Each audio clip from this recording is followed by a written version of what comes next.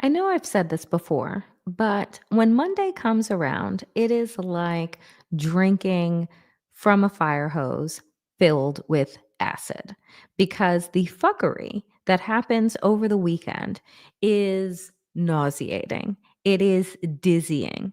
And what is happening, friends, right now in the state of Texas is just, breathtaking. We know that we've seen these scenes before, but when you have an attorney general who was almost thrown in jail, threatening to arrest Democratic lawmakers, you know that we have hit the bottom. And I would love to say the bottom of the bottom, but we keep fracking to hell. Welcome to the Danielle Moodie Show, dear friends. Let's get into it.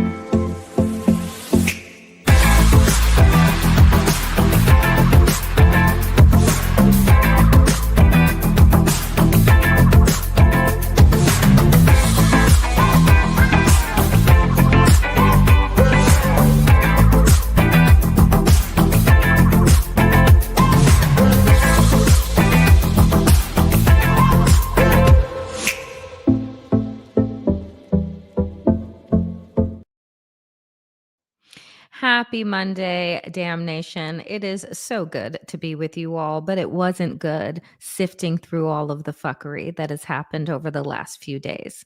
I swear to you, I say it is important all the time to take breaks so that you don't have a breakdown. But when you come back after that break, try and ease in rather than jumping into the pool or AKA sewer that is the news cycle.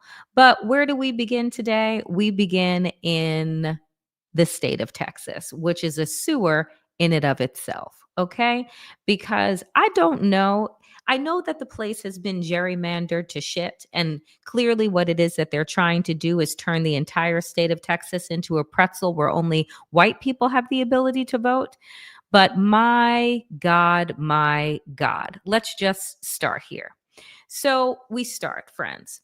Uh, Texas Republicans unveil a gerrymandered upon gerrymandered. They're looking for 30, 30 Republican to 8 Democratic gerrymandered seats.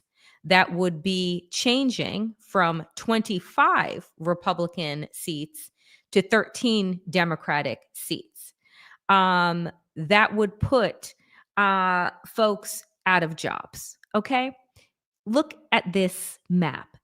I just want you to understand that Republicans have never tried to win people's votes, not their constituents, not with their policies, not with anything that these people offer whatsoever. But what they do try and do instead of constituents picking their representatives, no, they work so that they get to pick their voters while getting rid of Democratic seats one by one by one. So instead of Donald Trump, as he famously said, just, you know, do me a favor though. That was Zelensky. That was back during the Mueller report. Then it was, oh, in Georgia, just find me, 11,700 and like 80 something votes. Now, right? 2025, it's just get me 5 new seats in the state of Texas. Do you see the trend here? That Donald Trump is always working on some type of quid pro quo. He's always working on some type of mobster do me a favor tactic. And what does the state of Texas do? Oh, they say, yes, boss. How high do you want us to jump, boss? How much of a pretzel would you like us to turn the state into, boss? We'll do anything that we can, boss, so that Republicans will win midterms because we know, right?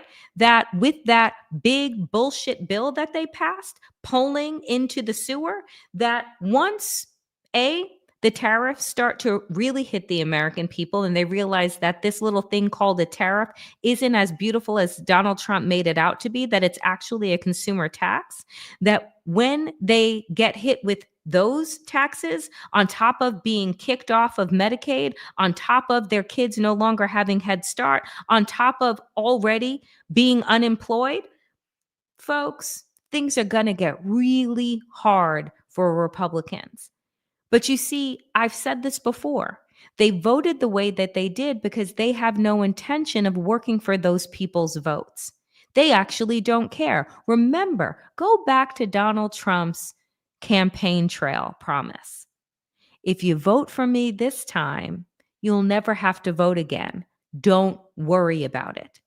And Republicans these days are not actually voting in a way that would let you believe that they are concerned about their jobs.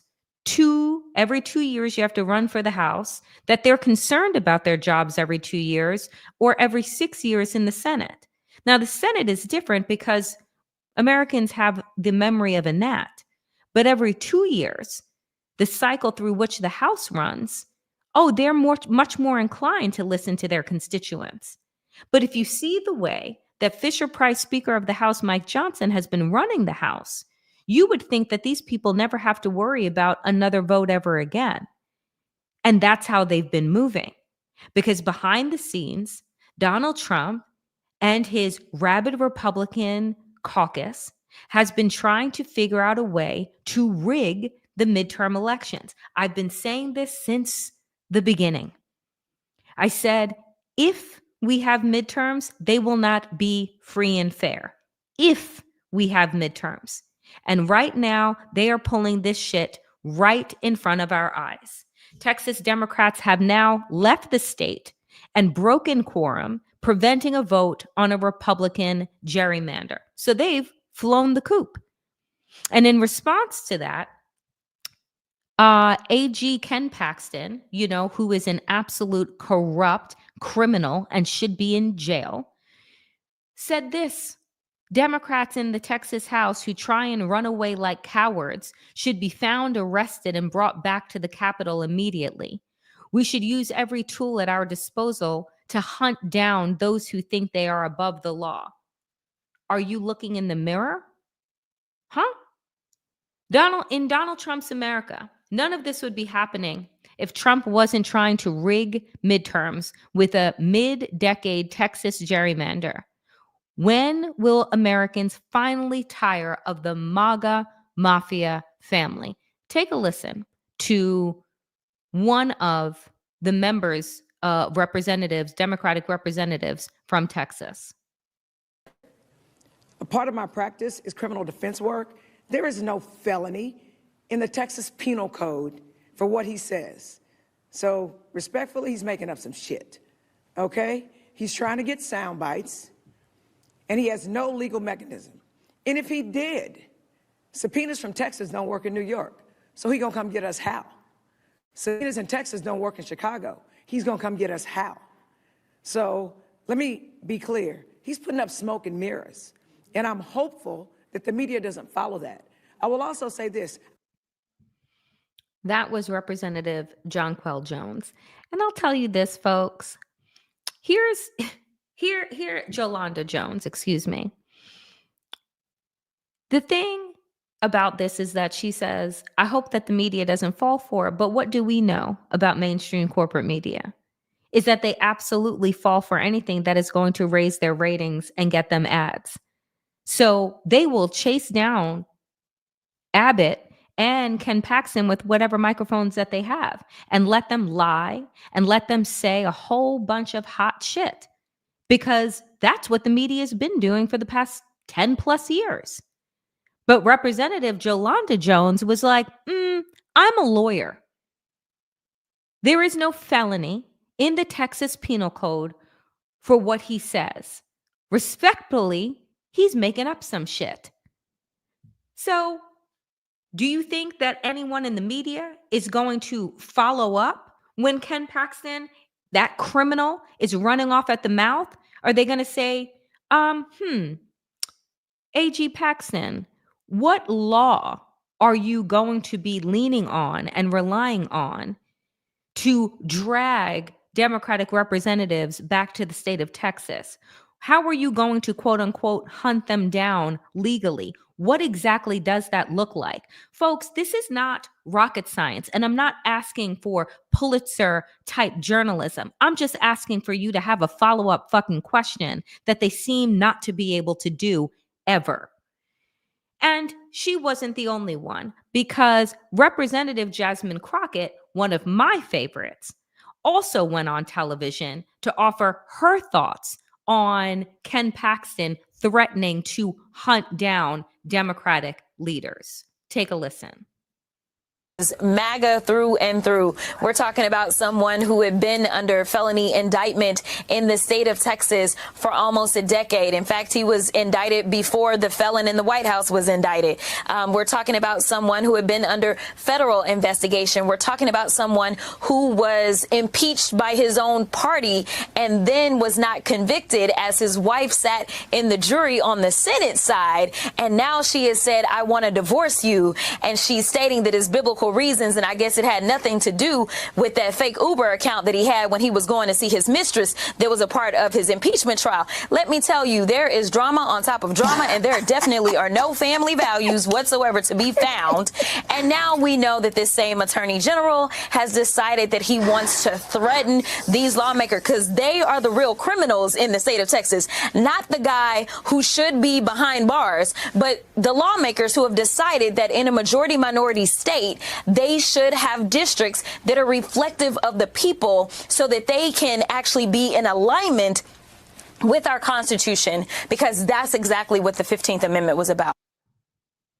Impeached by his own party, been cheating on his wife, and everyone knew it. And to Jasmine Crockett's point, and so this is the party of family values. This is the party that wants to dictate to everyone else how they should be living their lives, but you're running multiple Uber accounts so that you can run your mistress cross town. Sir, sit the fuck down. Okay? And I am just so grateful. I am grateful for these two Black women representatives who speak truth to power, who are saying, you know what? We're actually not going to operate with kid gloves on. We're actually not going to, let me respectfully disagree. Why am I going to respect criminals? Why am I going to respect thugs? Why am I going to respect cheaters and liars and thieves? Right? So if the media wants to run with the story, let me give you all the tea so that you actually understand who the fuck you're dealing with, and stop giving these motherfuckers the benefit of the doubt that they do not deserve. Okay? Okay. Because I, for one, am sick and fucking tired of being run by this idiocracy. Okay? Because on top of it, they're incompetent and dumb. It would be one thing if you're just like, ooh, evil genius. No, they're just cruel and stupid, which is the most dangerous combination that you could possibly have. And that is what is running America right now. Lord help us. And on top of which, the Department of Justice is seeking voter and election information from at least 19 states. I talked about this last week, but I want to tie all of these things together and connect the dots. So you have the Department of Justice under this corrupt person, Pam Bondi, that is trying to collect election data and kick people off of the polls, tell us that all of those people in those states who voted Democrat are now dead, tell us that their addresses don't match, just I don't know, throw the voter rolls into the trash. On top of which they're trying to gerrymander. So when we say that folks need to show up in goddamn mass and act like they have some fucking sense, and I don't care if whoever you're voting for doesn't seem perfect, but there is nothing good about what the fuck is happening right now, they are playing in our faces, folks. They are playing in our faces, and they have absolutely no plan to win an election above board, because they cannot. Their policies are unpopular. Donald Trump as a whole is underwater in every single space and place. And so the best that they can do is try and bring in new seats, gerrymander everything to hell, and throw out voters. That's the only way that they can win. And they are literally doing this right now, a year plus ahead of midterm elections. So when I tell you, I'm not quite so sure that we're going to have midterm elections, or that if we do, they will be free and fair, they are playing right now in our faces and showing you what it is that they are going to do. Lord, help us, to be honest. So then on top of which, here we go. Can we take a look at this title for a second together? Trump's demand to trading partners: pledge money or get higher tariffs. Trump is using an, quote, art of the deal approach to other nations to hand over cash to lower their tariffs. Who the fuck at the New York Times is writing this? This is not using a quote unquote art of the deal. The man didn't even write the book, nor did he come up with any of the theories. So can we stop giving him credit where no credit is actually due? And then number two, can we call this what it is, which again is quid pro quo, which again is mob tactics, that he is trying to shake down our allies right now? To get them to what? Because the money is not coming into these United States. It's going into Donald Trump's fucking pockets. So stop pretending like this man knows what he's doing. How many times has he filed for bankruptcy? How many times has he had his daddy bail him out throughout the course of his professional career? And I'm not quite sure what profession we're in. Is grifting a career? Is that a profession? Is that an industry one can get a degree in? Because that's what the fuck he is good at.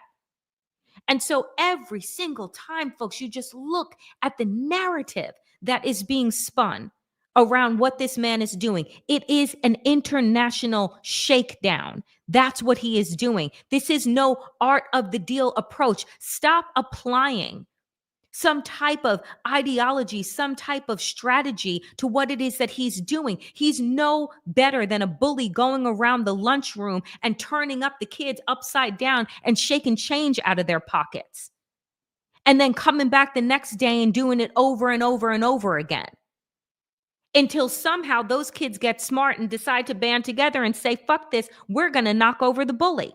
Because that's what the world needs to be doing right now, is figuring out how to operate without the United States. Because we shouldn't be trusted. And also, by the way, the goods that we're producing, ain't nobody want. Because they're cheap and they don't work. It's why we import everything else, because our factory days are long, long over. I'm just so sick and tired. I'm just so sick and tired of the stories that these papers are putting out. I'm so sick and tired of the sane washing that tries to turn Donald Trump into some, 4 or 5D chess player. When you're lucky if he can take a Sharpie and draw the country that he is running, because that's how fucking inept he is. So this is what they go on to say. The financial promises give Trump the opportunity to flex his negotiating prowess in a relatable terms and show off the splashy sums he is pulling into America, adding to the reality show intrigue of his trade agenda. Can you blow more smoke up his big, giant ass? I don't think so, but the New York Times is surely trying to. Hopefully, maybe Daddy will applaud them, and maybe he'll put out some type of Truth Social post that says how good this writer is at their job, because he does have such prowess, doesn't he? Isn't he such a genius? Isn't he so amazing? Meanwhile, every single tariff, quote unquote, deal that he has put together, he's backed off of. He's backed down. You notice that over the last 6 months, that nothing has stuck? Folks, it's exhausting. It's exhausting. But they keep doing it over and over and over again. So, in other news, as we're, heading into hurricane season and yet another, I'm certain, historic hurricane season, as we're seeing cities like New York flood every single time that it rains now, because the rain is just absolutely monsoonish in areas that, don't have monsoons. Well, guess what FEMA is deciding to do? Because evidently, Israel has become a part of the United States. I'm not sure if all of you know this, but let me be the one to break news. FEMA to deny grants to states and cities that boycott Israeli companies. So much for states' rights. The move by the Trump administration may be largely symbolic. You think so? States and cities that boycott Israeli companies will be denied grants from FEMA, according to grant notices posted by the agency in recent days. The new eligibility criteria could restrict access to at least $1.9 billion earmarked for search and rescue equipment, emergency manager salaries, and backup power system used during blackouts. So let me get this straight. Didn't he defund FEMA already? Didn't Doge already take a hatchet to that? Did we not already see during the devastating floods that happened in Texas that took over 100 people's lives, including many children at that Christian camp along the river, along the Guadalupe River? Did we not see that Kristi Noem couldn't get around to writing in, signing off on the emergency aid that was needed, that she didn't do it for not one, not two, but 72 hours when those people needed emergency aid? So on top of them already being incredibly incompetent and the incompetency costing people's lives, because we know that emergencies cost more than $100,000, but Kristi Noem likes to see her name. And for whatever reason, she's now in charge of FEMA because everybody in the Trump administration has multiple jobs because they fired everybody that was competent. Nonetheless, evidently, if in fact you decide as a state that you no longer want to use your tax dollars to support genocide and you no longer want to support Israeli companies, now all of a sudden you're going to be penalized on top of their incompetence. Are we the United States of Israel? I'm confused. I'm confused by this stance right now. Y'all, when I tell you that I am over it, this is what I mean.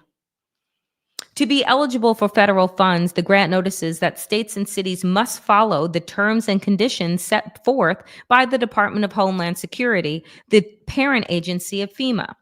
Since April, DHS has prohibited grantees from limiting commercial relations specifically with Israeli companies.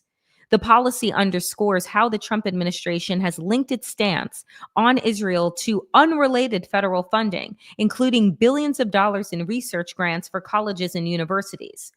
But the move to restrict FEMA grants may be largely symbolic because no states and only a handful of cities have enacted laws or policies that prohibit the state agencies from doing business with Israeli firms.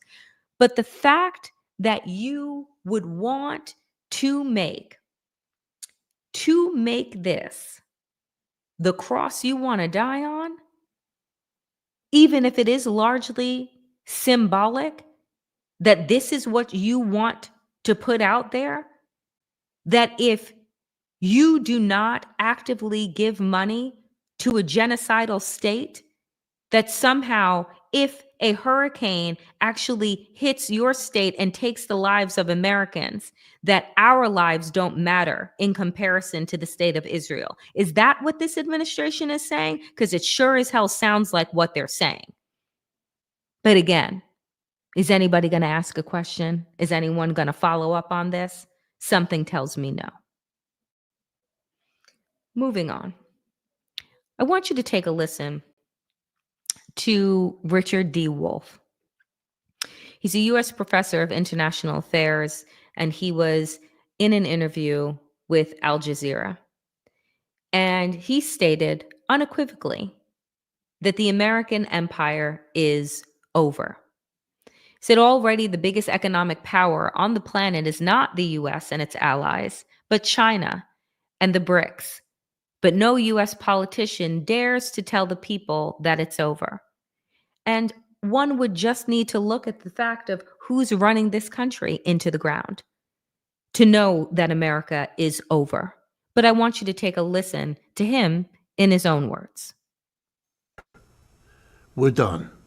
We peaked about 12, 15 years ago, and we are on a down. And it's very hard for the American people, which I understand. I am one.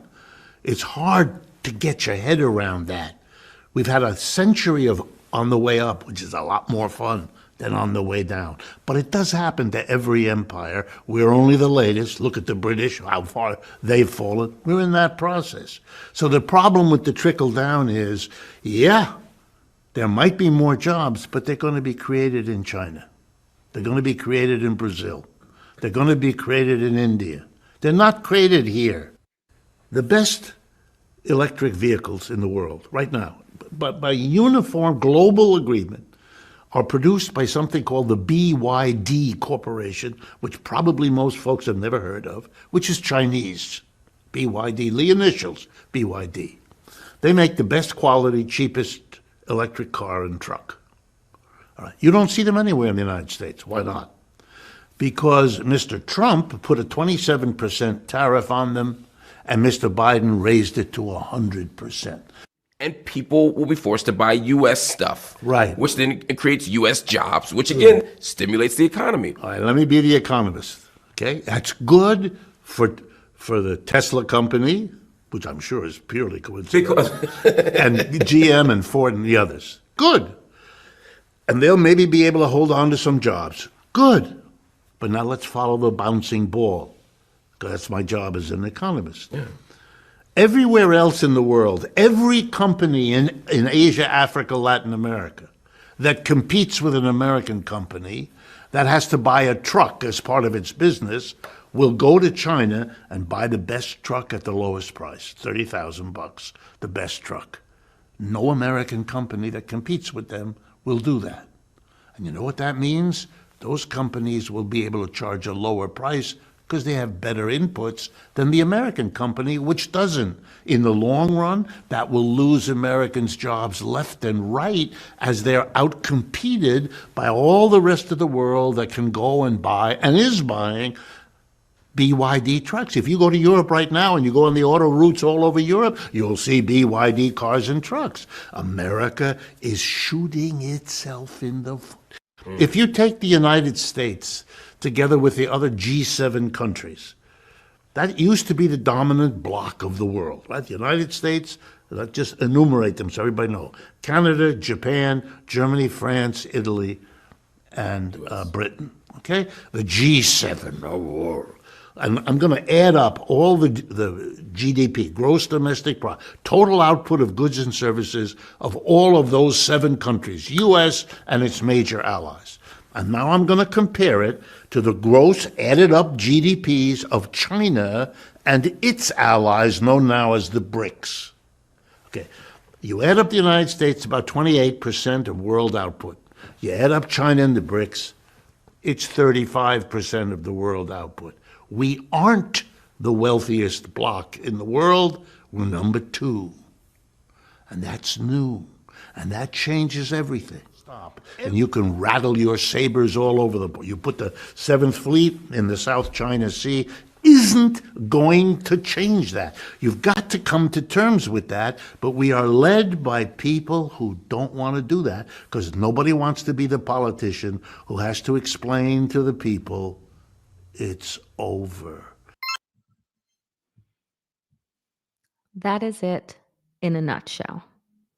That is where we are. And with this regime, we are not going to compete anywhere because they are dragging this country back into the dark ages. Not only in science, technology, innovation, in medicine, in research,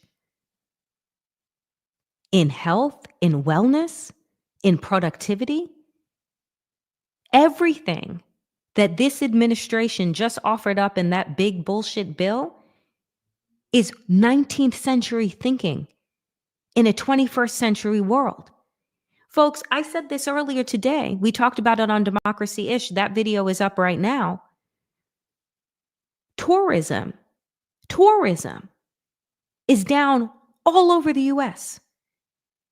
Do you know what our canary in the coal mine is? Las Vegas, where everybody has their conferences and their retreats and all of these things. Business is down 11% in the last 6 months. They haven't seen that kind of steady decline since when? COVID, during a global health pandemic. Everywhere you look in America right now, we are on the decline. Not only does no one want our products, they don't want to fucking come here. And we are just 6 months in. America is losing tourism revenue into the tens of billions of dollars. This is just 6 months in. Well, now 8. So when Dr. Wolf is there and he's saying, here's the thing that we need to come to terms with. The American empire is done. It has peaked. The rest of the world is chomping at the bit. The rest of the world has passed us. And no amount of threats, no amount of harassment, no about, as he said, the lightsabers that you are waving around is going to change reality. But Donald Trump and that regime would rather suck you into their alternative facts and their fucking lies and their bullshit, because they actually do not have a strategy or a plan to deal with reality. So they would rather manufacture chaos.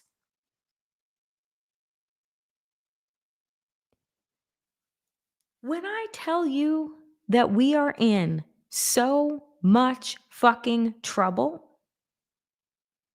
the writing is everywhere, all over. And we have leaders right now that rather stick their fingers in their ears, cover their eyes, and pretend and live in a world of make-believe. But I tell you that when you have billionaires that want to colonize the moon, billionaires building bunkers, everyone investing everywhere else except for these United States,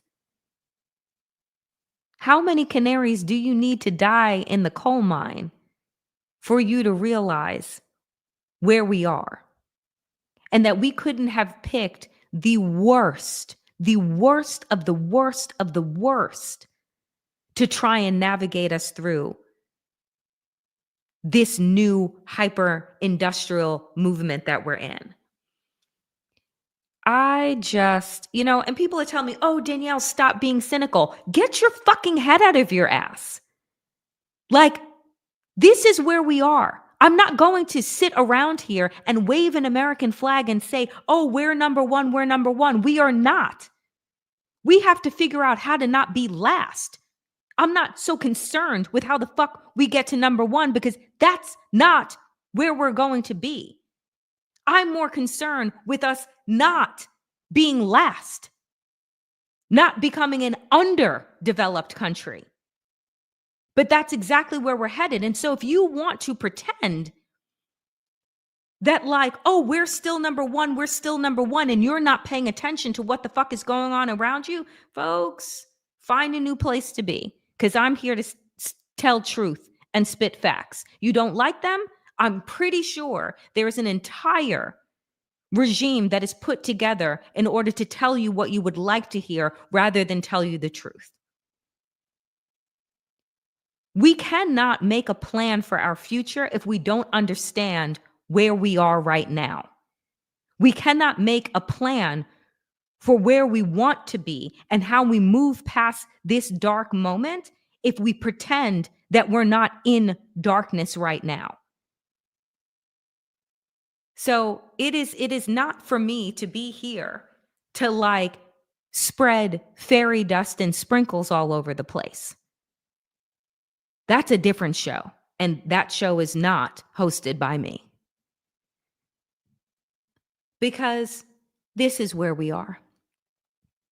We have a president of the United States who seems to be losing his ever-loving mind.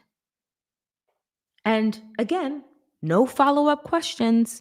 No one is really inquiring. Joe Biden trips on a fucking curb, and it's worldwide news, front page, for months on end. Donald Trump goes off on bizarre tangents, and it's just par for the course. Joe Biden was hounded for his age-related gaffes, but Trump's increasingly strange behavior has largely been ignored.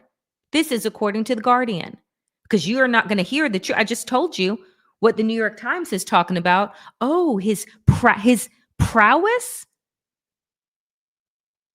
His negotiating prowess? That's what you're going to hear from American papers. Other papers, are asking real questions. Donald Trump's frequently bizarre public appearances, which this month have seen the president claim wrongly that his uncle knew the Unabomber and rant unprompted about windmills on his recent trip to the UK, have once again raised questions about his mental acuity, experts say. For more than a year, Trump, 79, the oldest president, has exhibited odd behavior at campaign events, in interviews, in his spontaneous remarks, and at press conferences. The president repeatedly drifts off topic, including during a cabinet meeting this month when he spent 15 minutes talking about decorating and appears to misremember simple facts about his government and his life. Misremember, like he doesn't remember the names of his staff. He doesn't remember that he appointed Jerome Powell as head, right? That's the Fed chair, that he thought that, oh, that was something Obama did, right? Like US media continues to shrug these things off. And again, Biden would stutter, a stuttering issue which he spent his life to get over, and that had front page news. Donald Trump makes up the fact that his uncle knew the Unabomber when his uncle was dead before that happened, and no one is the wiser. They just keep moving along. We're being ruled by idiots and a man that is clearly losing his mind. And I just, because the Epstein issue, the drama, seems to be winding itself down, right? Like nobody's talked about it over the weekend. We know that there's been some maneuvering in the Senate with Democrats saying that he now must release the Epstein files by August 15th. I don't think that that's going to happen, obviously, but this is what is being said. This is the trick that they're trying to move. But I came across this today. Thank you, Midas Touch. Unearthed footage shows Trump bragging about hiring a teenage girl because she was so pretty. When a woman asks how to become a flight attendant on his jet, he tells her, "You can work on my plane anytime." Then says having her on board would be a death wish for him. I want you to take a listen, if I can find this video, to Donald Trump talking to this woman. This is unearthed footage, right? Everything tells you he's in the Epstein files. He's probably the star. But that him and Epstein had things in common. They both loved girls, not women. Take a listen. I have a question. My question is, how many jets do you have and how would I apply to be a flight attendant?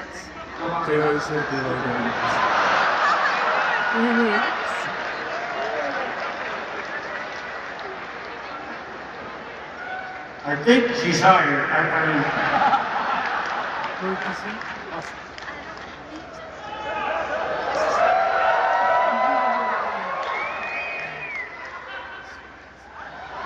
Yeah, hired.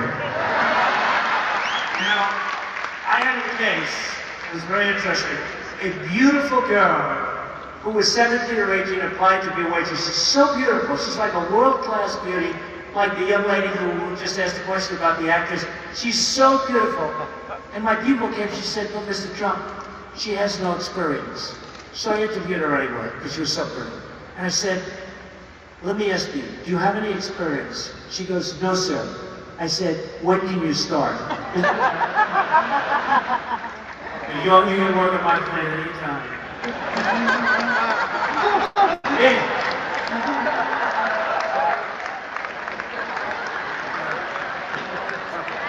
See, now, she worked at my plant. That's like a death wish for me, right? That's like an alcoholic. I have many friends that are wonderful people. They're alcoholics. You put scotch in front of them. It's like, this would be my form of alcoholism. Okay, yes, ma'am.